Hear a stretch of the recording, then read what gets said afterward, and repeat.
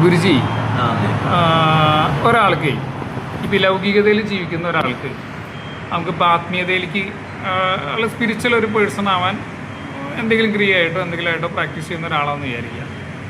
മനസ്സിലായോ?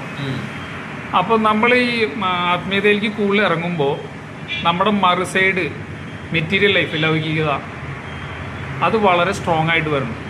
അതിൻ്റെ കാരണം എന്താ? അങ്ങനെ ഒന്നാമത്തെ കാരണം, നമ്മൾ എന്തൊന്ന് ത്യജിക്കുമ്പോഴും നമുക്ക് നമ്മൾ ത്യജിച്ച വർഷങ്ങൾ കൂടുതൽ നമുക്ക് തുറന്നിട്ടുന്നൊരു പ്രവണത ജീവിതത്തിലുണ്ടാവും. പണ്ട് നമ്മുടെ അമ്മൂമ്മമാരൊക്കെ പറയും, നിങ്ങൾ കേട്ടിട്ടുണ്ടാവും, രാജാവ് രാജ്യ പദവി ഉപേക്ഷിക്കാൻ ശ്രമിച്ചപ്പോൾ അയാൾക്ക് ഐശ്വര്യം കൂടിയെന്ന്.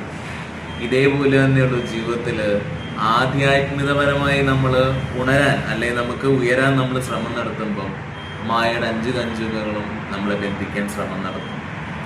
പിന്നെ വേറൊരു കാര്യമുണ്ട്, ഇപ്പം അയ്യോ അങ്ങനെയാണെങ്കിൽ എല്ലാവരും എങ്ങനെ ആധ്യാത്മികതയിൽ എത്തും എന്നുള്ളൊരു ചോദ്യം വലിയ പ്രശസ്തമാണ്. ഞാൻ പറയുമ്പോൾ നമ്മളെപ്പോഴും ഒരിക്കലും നമ്മുടെ തീരുമാനമല്ല എല്ലാം ത്യജിക്കുക എന്നുള്ളത്. എനിക്ക് സന്യാസം മതി, എനിക്ക് കുടുംബം വേണ്ട, എനിക്ക് കുട്ടികൾ വേണ്ട, അങ്ങനെയൊന്നും ആർക്കും തീരുമാനിക്കാൻ കഴിയില്ല. ഒരു ക്രിയ ചെയ്തുകൊണ്ടൊന്നും അതിനുള്ള തീരുമാനം ആവാനും പറ്റത്തുമില്ല.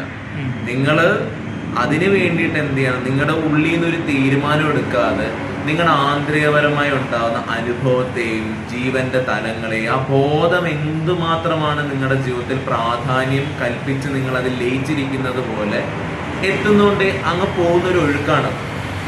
അതിനൊക്കെ ഒരു 3-4 വർഷം ആശ്രമ ജീവിതവും അങ്ങനെയൊക്കെ നമ്മൾ പൂർണ്ണമായിട്ടുള്ള ബ്രഹ്മചാര്യവും സൈലൻസും ഇങ്ങനെയൊക്കെയുള്ള കാര്യങ്ങൾ കൊണ്ട് മാത്രമേ നമുക്ക് എല്ലാം ത്യജിക്കാൻ കഴിയുന്ന ഒരു അവസ്ഥ എത്താൻ പറ്റും. അപ്പൊ ബുദ്ധിമുട്ടുണ്ടാവില്ല.